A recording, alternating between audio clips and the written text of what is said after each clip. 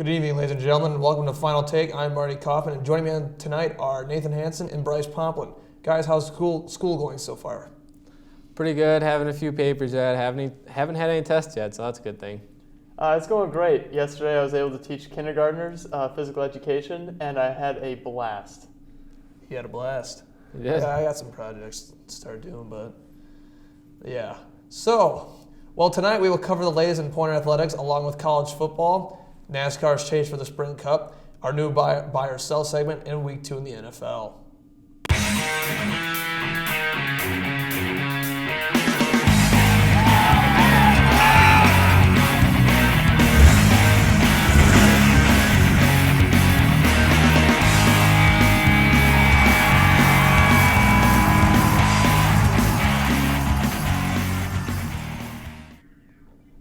We begin tonight with Pointer football. The Pointer football team picked up its first win of the season by defeating Coe College 34-31 over the weekend. Kyle Larson threw for 139 yards and 2 touchdown passes to lead the Pointers through the air. The Pointers ran for 248 yards, led by Britton Vernon's 98 yards and a touchdown. Defensively, John Kontowicz had a team-high 11 tackles. The Pointers got out to a quick 17-0 lead, but the defense continued its early season struggles by giving up over 500 yards of total offense and letting Coe back into the game. Guys, will the defense be able to improve when conference play rolls around? Boy, I sure hope so, but I'm not so sure. The first half, they looked great defensively. They were in total control, 24-7 lead at halftime. They were looking good, and then all of a sudden, after half, they didn't play with as much intensity. Coe just threw some simple slants at him, gained 10 yards a clip almost every play, and it was not pretty. Teams that we play upcoming are a lot better than Coe. Yeah, like I said, it was 24-7 at the half. I believe Coe maybe had 150 to between 200 yards of offense in the first half. They ended with 500. Either Coe's head coach is great and made some great changes at the half, or this defense is just not that good. Yeah, you can't give up 500 yards back-to-back weeks and think you're ready for the WEAC play. The WEAC is one of the best conferences in Division III football in the nation, and you're going to face a lot of stiff competition, whether it's from Whitewater, Oshkosh, lacrosse. Anybody in the conference can show up every year. They have a very tough stretch of Eau Claire, then Platteville, then Oshkosh, then Whitewater all in a row, so it'll be a tough stretch. Yeah, it's not going to be easy. So what can be done to improve the punt game, guys? Oh my gosh, that punt game was terrible. They threw one time, I think multiple times actually, we had 2 10-yard punts. I can throw a football farther than 10 yards. I mean, come on. They just got to practice more. I think they had Nick Schrader in this past weekend. I'm not sure if he was in there week 1, so they have to work on that for sure. Yeah, I think it's just get back to the basics. Just work on your fundamentals because they're obviously great athletes. I mean, they're college athletes. I mean, so just focus on the basics. Maybe they got a case of the yips, just like Stave did. I mean, it's punting. The game's struggling right now. That's kind of a reason why the defense is giving up so many yards too. I mean, they're in a bad field position. Mm-hmm. So that's that's the second phase of football, pretty much. The offense though has been hitting their stride pretty well. It seems like they got out to a quick start. They are scoring in week 1. Guys, can this offense carry this team? If Larson's healthy. Larson hurt his knee again in the last game. We'll see if he even plays this weekend against Finlandia. Once Cody Nierenberg got in there for the Pointers, they struggled a little bit, and Coe got back into the game. The running game saved them, but the running and play call is kind of confusing. One whole drive, they'll just run the ball, and the next whole drive, they'll just pass the ball, so there's not enough balance to the offense, but I think the running game can save them. Yeah, the offense definitely will carry them. In the first half, when they were up 24-7, they had 299 total yards of offense. When they ended the game, they only ended with 407. Now, is that because Larson got hurt and the backup came in, or was it the play calling? Or did Coe make great defensive adjustments at the half? I think we saw it last year too when Larson was out. The offense switches a little bit when Larson's out. They become more of a running team than a throwing team. Manning Nierenberg is more of a game manager. Larson, you're going to see him throw the ball a lot more at the helm. So I think when you see Larson there, you see a lot more passing plays than with Nierenberg. Yeah, and I don't think Matt Szynski, probably their best player overall on offense, even touched the ball in the second half, which is not good for the offense. Yeah, he and Larson are a pretty good duo. You saw that last year right away. Larson throws the ball, Szynski's going to come down with it almost every time. But So this upcoming weekend, the Pointers take a trip to the Upper Peninsula to take on first-year program Finlandia. Guys, what are your predictions? Well, Finlandia is just what they are, a first-year program. They've struggled early. They played Whitewater already, got blown out. I think Pointers will put up 40 on them, 40-10. Yeah, as you mentioned, Finlandia already played Whitewater. The final score was 66-0 in favor of Whitewater. Finlandia only has 3 points on the entire season. This team is just not good at all. I don't even see it being close. I think the offense clicks. We'll probably have 500 rushing yards.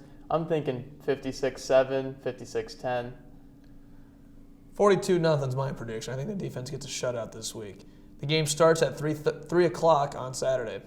Now moving on to Pointers volleyball. The Pointers volleyball team suffered their first 2 losses on the season Friday night when they lost to ranked opponents Chicago and Carthage in 2 5-set games.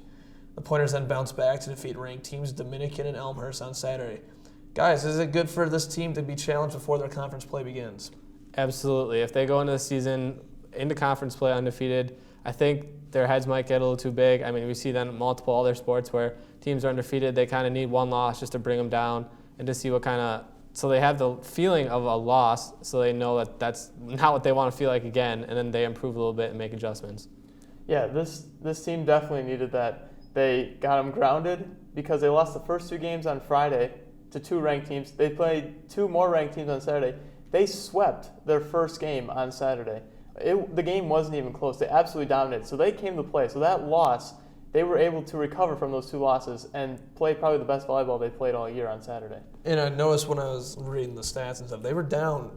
They came back to those games on Friday night to make the 5th set, so they weren't giving up. And then it came down, I think, to the last 4 points. I think both the teams scored the last final point. So they were in it till the end. But I think it's good for them because we were talking last week about them is that we thought this team could really make a run. This might be one of those times where it's like, hold on a sec, let's take a minute here and look around what we need to adjust, and we're going to play some more real competition. And you're right, they did come out sweeping another ranked team the next day. So I think this is a good learning process. They know they can bounce back. They begin conference play this Wednesday with a trip to Platteville to take on the Pioneers. Game begins at 7 p.m. And we will take a quick commercial break, but when we return, we will discuss Wisconsin Badger football and the NASCAR chase for the Sprint Cup.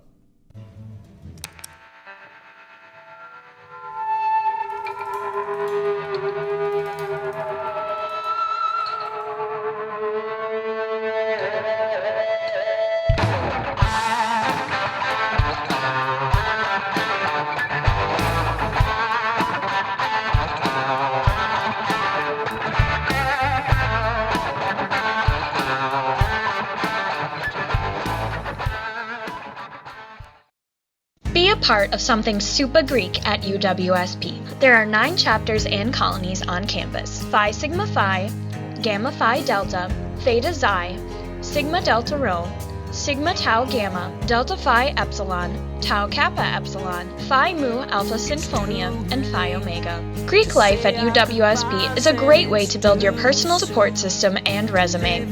With Greek life at UWSP, you won't just be a member, but a happy friend to the chapters and colonies for life.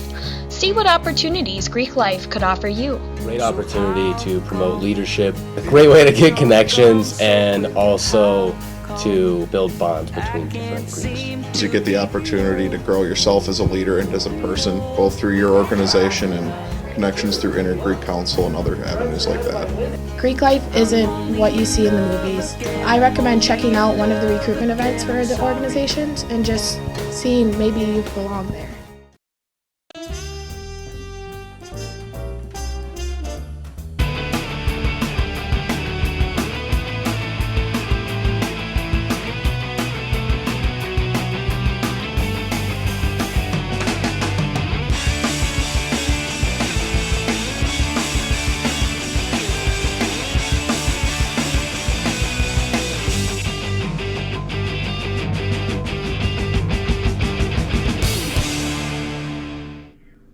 Welcome back. The Wisconsin Badgers extended their winning streak against non-power conference opponents with a 28-23 win over Troy on Saturday. The Badgers were once again without star running back Corey Clement, who is expected to be out until conference play begins. However, in his absence, Taiwan Deal and Daure Ongobowale combined for 159 yards rushing, and the versatile Tanner McAvoy had a 32-yard rushing touchdown to lead the ground attack. Joel Stave had 2 total touchdowns as he once again threw over 200 yards and had another great day. The Badgers defense has not allowed a touchdown over the past 2 games. Is this one of the top defensive units in the country? Well, when they play teams like they have so far, they will be the top defensive unit in the country, but they're not bad. Sojourn Shelton is much improved in the back end. Mike Caputo in safety's back. That adds a huge boost to the defense. And they're always producing linebackers. Vince Beagle, Chris Orr, and there's tons of other guys that they rotate in there. And the defensive line is great. So I think it's a very average defense. And you saw them against Alabama, they played fine. But I think when they go against defenses or offenses like Troy that they did last week, they look amazing. Yeah, I actually don't agree with you. I think this is one of the top defensive units in the country because you have to look at Ole Miss. They have a very, very good defense. They are a top defensive unit in the country, and they just were in a shootout with Alabama.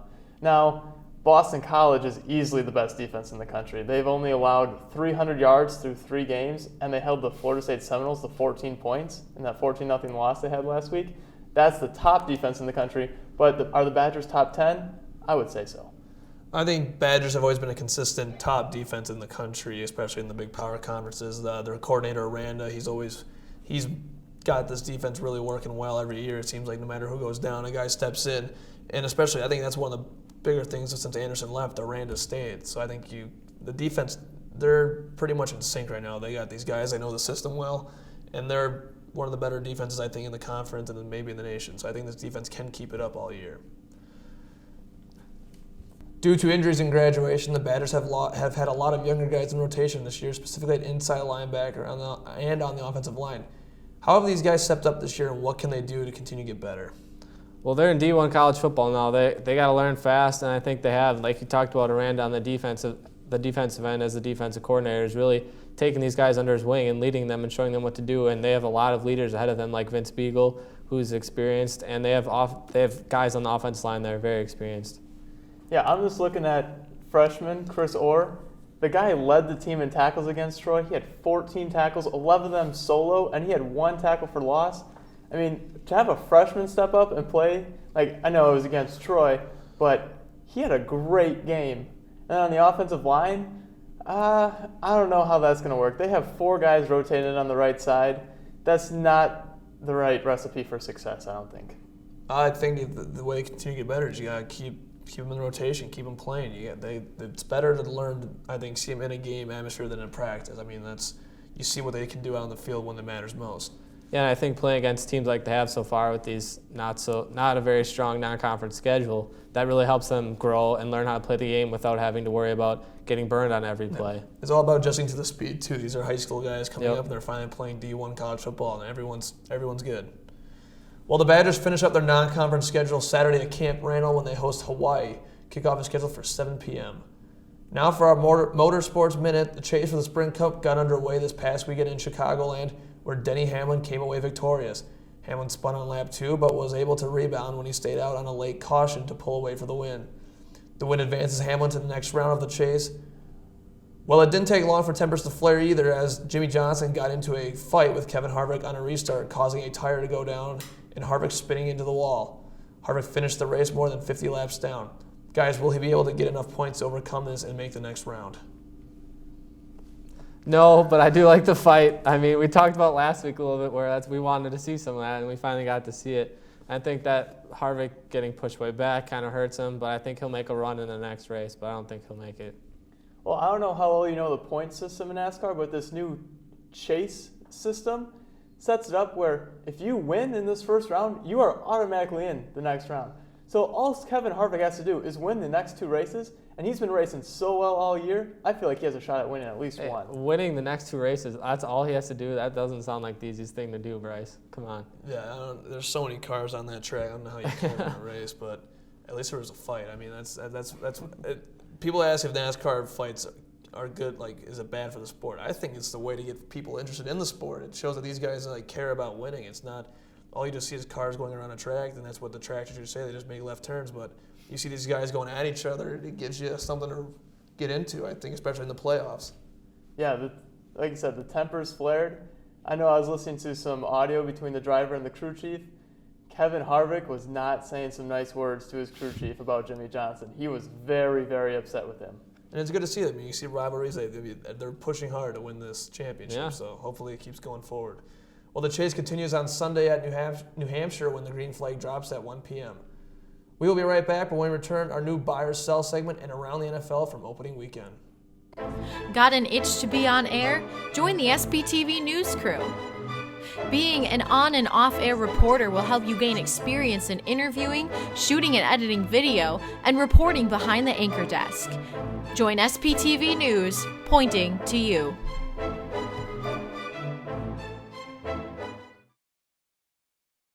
My name is Jackie Lang. I graduated from UW Stevens Point in 2013.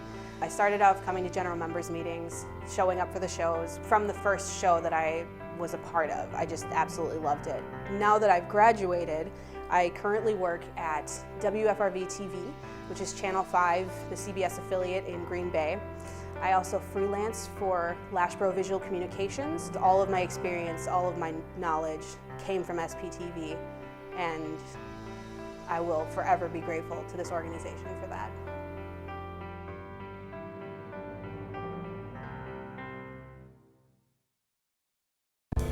Hey you! Are you creative? Do you like television? Would you like to make a show that appears on air? Then SPTV is the place for you. At SPTV, you can appear on air, learn how to shoot and edit video, write and produce your own show, and most importantly, gain skills and experiences that will last a lifetime. Want to join us at SPTV? Come check us out in the Communication Arts Center, rooms 121 and 130. We'd love to meet you. SPTV. Let's make media together. Welcome back. For our new segment, Buy or Sell, we'll be asking our analysts to either buy or sell different topics. First topic, buy or sell, Pointers Volleyball claims their 5th straight conference championship. Buy it. I'm all in on them. We saw them lose on Friday like we talked about, but then they came back Saturday already against ranked opponents. So there's a reason they're ranked top 5 in the nation. I think they'll keep it up, win the division.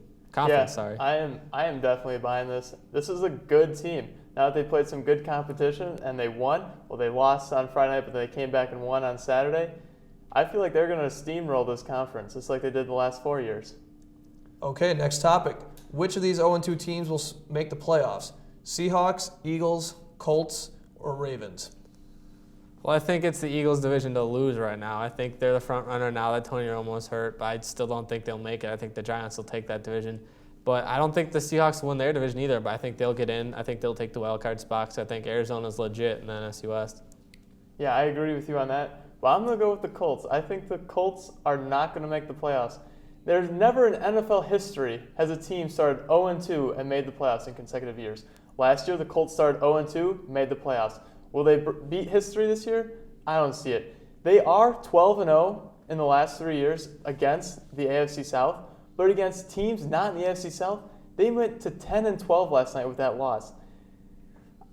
Jacksonville won. They're looking pretty good. They're looking a lot better. Do they win does Jacksonville win the division? I don't know, but I don't think the Colts win their division this year. I'm going to have to buy pretty much the Colts and the Seahawks at least to make the playoffs. They're probably the best chance for them. They still can win their divisions, I think. Even despite the Seahawks being 0-2, I think you play them at home and they have a huge advantage. I think the Colts too, that stat, 12-0 against their division. They have the best quarterback in their division. I think that carries them to a division title as well. I mean, unless they finally lose to one of those teams, I think they have a chance. Eagles are going to struggle, I think, a little bit if they don't get their stuff together. Moving on, do you buy or sell the hiring of the Brewers' new general manager, 30-year-old David Stearns? Well, I like that they're going a different direction. I mean, they went with a guy who has a lot of experience in that analytics department. I mean, he graduated from Harvard. He's worked with the Astros for the past couple of years. He was a beat writer. He was basically involved in every facet of the MLB program over in Houston, and they really liked what he did. And he's come to Milwaukee. He said the only reason he's come to Milwaukee is he thinks they can win a World Series. And it's a good thing he's only 30 because he might be here while trying to do that. Yeah, I'm buying it too. He spent the last 2 seasons with the Astros. I mean, 2 years ago, when you think of the Astros, what are you thinking? 60-win team. Now they're fighting for a playoff spot. If it only takes 2 to 3 years to turn the Brewers around, I think he's already doing a fantastic job. I think when you look at that, I think the best part of that was he turned that farm system around. I mean, that farm system is one of the best, if not the best, in the MLB right now, especially a couple years ago. Yeah, I'm going to have to buy on this one, too. He was there when they were making they're in their draft process. He was picking them. Look at where they are now. And also, not to mention, he knows what the prospects that came over in that Carlos Gomez deal. He was part of the process probably of getting Domingo Santana and that Brett Phillips and all those guys part of that deal. So he's familiar now a little bit with some of the players in the system. I think, not to mention he's a young guy. Seems to be a trend going in baseball now, younger GMs, younger managers. I think seems like a good hire on paper. We'll have to see moving forward what he does. And last but not least, the Big Ten has potential to have 2 teams in the playoff, buy or sell. I'm going to sell that. I mean, Ohio State, they'll probably get that spot, but I think there's a chance that Michigan State gets that spot over Ohio State. I don't think both of those teams go. I think it'll just be one of those. I mean, Ohio State struggled this past weekend. We saw Michigan State with a big win over Oregon earlier in this year, so I think they have the best chance. Yeah, I'm selling this as well. I believe only one team's going to make it, and that's going to be Michigan State. Michigan State, like you said, has the big win against Oregon. Ohio State, besides that second half against Virginia Tech, they haven't looked very good. I don't see how they were the unanimous #1 preseason poll. That quarterback situation is bad. They always say if you have 2 quarterbacks, you have 0 quarterbacks, and that's kind of what they're running into right now. Yeah, I'm going to have to sell this one too. Only one team's coming out of the Big Ten Conference. I mean, they're viewed as weak pretty much by everyone. It's Michigan State or Ohio State's conference to win. It's coming down to those 2 teams. I think Michigan State seems like the trendy pick, but it's going to come down to that matchup they have later in the year, I think, to decide which team would make the playoff. For sure. Now for rapid fire around the NFL, we will briefly recap each NFL game this weekend. On Thursday night, the Broncos overcame a 14-point deficit and stunned the Chiefs in dramatic fashion, 31-24. Jamal Charles, man, you got to hold on to that rock. I mean, a lot of people are blaming Andy Reid for that play call at the end of the game as to why they lost. I don't think that's true at all. I think you got to put that on Jamal Charles. He fumbled it once already in the red zone earlier in the game, and then he fumbles that. So I think you just got to hold on to the ball. They had the best chance of winning. They were ahead early. They let Peyton Manning come back and do his thing. So they blew it. Yeah, that was definitely the Chiefs' game to win. They were in control the entire way. Peyton Manning looked awful in the first half. And then even on the final drive for the Broncos, when they were down 24-17, he was throwing ducks. Demaryius Thomas was the reason they won that game. He went up and grabbed, I think he had 3 receptions on that final drive. Without him catching those balls, Kansas City, they win that game. I don't know if you noticed on one of those touchdown drives before that, he had a guy come out of crossing. It looked like a post route or something to the end zone, and he threw it to hit the guy in the knee. I think that showed you his arm strength where it is right now. 2 years ago, he makes that throw. That guy catches that ball. So I think right now, Peyton Manning's his arm strength isn't really there. He's throwing ducks, yeah. But the Chiefs part, I think if you're going to run the clock out, just take the knee. Go to overtime. If you're planning just going to overtime and running the clock out, just take the knee. Play it safe. You don't need to run the ball. I think that's going to be a lesson for many teams going forward is there's that possibility of fumbling the ball on a running play to run out the clock. Next game, the Vikings defeated the Lions 26-16 behind Adrian Peterson. Not a fun game to watch from a fan's perspective, but Adrian Peterson eventually got rolling and steamrolled Bryce's Lions over there. Yeah, it was definitely a disappointing game to watch. Detroit is just not looking good this year. Stafford's hurt now. He's questionable even to play this weekend. But one thing you got to consider is Adrian Peterson fumbled the ball 3 times. Luckily, the Vikings were able to recover one, and then another one was offset because of a penalty, an offsides penalty. He was at the 1-yard line, and he fumbled the ball at the 1-yard line. I mean, that would have took a touchdown off the board, and maybe Detroit wins that game if the Vikings don't score on that possession.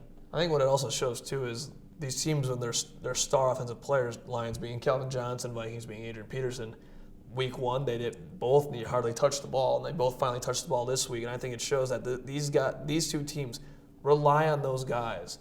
And they're trying to figure out who can they put next to these guys, and it kind of showed their struggles early on in this game. Well, those teams need to make a change. They haven't made a change, and nothing's happened with the Lions in the past few years. They, once again, don't have an established running back. Stafford, his line's not very good. All he has to throw to is Calvin Johnson. He's double covered usually most of the time, which really hurts. And I think when we talk about the Vikings, Peterson did not look the same. He has not looked like the Peterson we've seen the past few years. Well, the problem with that offensive line is that their starting right guard and right tackle are both injured. So they're starting he was an undrafted rookie last year, Cornelius Lucas, at the right tackle. And the right guard, I think, is a 7th-round draft pick. I mean, that's not set up for success. And also, too, with the Lions' defense, you don't have DeAndre Levy. He's out with an injury right now. And not to mention, you don't have Ndamukong Suh. He's in Miami doing his own thing, literally doing his own thing. But do the Lions miss these guys on defense? Based on what I've seen, yes, their defense hasn't been able to shut anyone down. Yeah, they look below average. Next game, the Panthers beat the Texans 24-17. Texans got to find a quarterback, bottom line. Yeah, Cam Newton looked really good, though. I mean, that offensive line is terrible, and I think he had 2 passing touchdowns, and he ran one in. Yeah, Carolina's offense, they're really relying on Cam Newton right now. No wide receivers, Kelvin Benjamin now with an ACL. Texans, they do need to find a quarterback because that offense needs to get going because the defense can't hold them up. The Steelers routed 49ers 43-18. Steelers took care of business. 49ers look bad. Yeah, Antonio Brown is a stud. And Pittsburgh gets Le'Veon Bell this week. Jameis Winston got his first career win as Tampa Bay beat New Orleans 26-19. When we talked about how bad Winston looked last week, he looked completely different in this game. He looked comfortable and relaxed. He threw his first touchdown, got his first win. Yeah, Drew Brees, he got hurt early in the third quarter. He's got something wrong with his shoulder. His throwing shoulder, that's especially bad. And he's now questionable to even play this upcoming weekend. Yeah, I think we also too can see now is that the Superdome isn't quite the home field advantage it used to be. And that touchdown throw by Jameis Winston, that's what Tampa Bay saw in his film when they drafted him. The Cardinals blew out the Bears 48-23 as Jay Cutler left with a hamstring injury that keeps him out for 2 weeks. Well, the Cardinals are legit. They are a force to be reckoned with in the NFC West. And, well, Cutler hurt himself on a play that he usually makes, throws an interception, and then he runs over, tries to tackle him, hurts himself. Good luck, Chicago. Well, I think you guys are tossing Chicago out, but Jay Cutler had the Bears in that game until he got injured. Once Jay Cutler got hurt, the Bears, the wheels just fell off, and they got down big. Well, he did get hurt on a pick 6, too. But they were down the whole game. Yeah, they were not right too away, close in it. I think it's like the Chicago Bears I think people were expecting after their Week 1 performance against Green Bay. New England held off a late Buffalo rally to win 40-32. Tom Brady was clicking 466 yards pass against a Bills defense that has been regarded as stout, so great performance by him. Yeah, Tom Brady's revenge campaign against the NFL, he's doing it. He's probably the best quarterback in the league right now besides Aaron Rodgers. Yeah, you can see there looks like to be a chip on the shoulder of Tom Brady and that Patriot offense right now as they went into a very hostile crowd in Buffalo and handled the Bills fairly easily. For sure. Cincinnati held off San Diego 24-19. Cincinnati barely held them off. I think they're what they are every kind of year. They're kind of mediocre. They go into the playoffs, get to the playoffs, and they lose. I think that'll happen again. One important thing from this game is that Cincinnati's Jeremy Hill, he only had 11 touches for, I think, 11 yards. Giovanni Bernard came in and just dominated. They have a 2-headed backfield, and I think whatever back gets the touches, they can lean on for victory. Okay, and then we're going to go to Green Bay, finally getting revenge on Seattle, winning 27-17 on Sunday night. It's about time. As a Packer fan, I'm kind of sick of Seattle. I'm just glad that that's all over with. And the Packers played great. I mean, their defense struggled a little bit in the second half, but you will when you play Seattle and Russell Wilson and his ability to run. Yeah, Aaron Rodgers showed on Sunday night that he is the best quarterback in the league. I mean, when you're throwing to Richard Rodgers and James Jones and doing what he's doing, I mean, that's pretty impressive. Yeah, it was a great game. I was there in the stadium and the stands on Sunday night. It was very loud, and it was one of the craziest atmospheres ever. I think what also showed, too, was how they contained Marshawn Lynch. Mm-hmm. First-round picks, B.J. Raj and Nick Perry, people criticizing Ted Thompson's picks. Those guys made some big plays. Nick Perry stopped a 40-yard touchdown run where Marshawn Lynch had all the field in the world to run on. But this defense stepped up. They stopped the run, which nobody thought they would. They still need to work on the read option, but Aaron Rodgers, 9 of 9 in the fourth quarter, proving he's the best quarterback in the league right now. Well, ladies and gentlemen, that's all we have time for today. We thank everyone for tuning in with us today. I'd like to thank Nathan Hansen and Bryce Pomplun for joining me today with their insightful opinions on the debate desk. And a big thanks to our technical staff and all their hard work to make this possible. Be sure to check us out on Facebook at SPTV UWSP Television or follow us on Twitter at SPTV_UWSP. Also visit the UWSP homepage to look at all your Pointer Athletics information. And just remember, fellow Pointers, here at Final Take, anything Pointers, anything sports.